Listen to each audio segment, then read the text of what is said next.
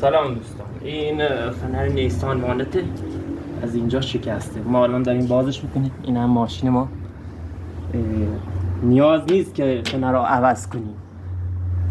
فنر رو ما الان فیلمشو میذارم، اینو ترمیم میکنیم، جوش فولادی آب دیدهش میکنیم، میبندیم رو نیسان.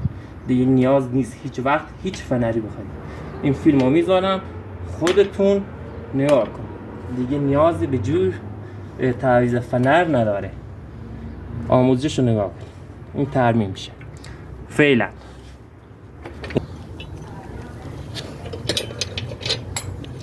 خب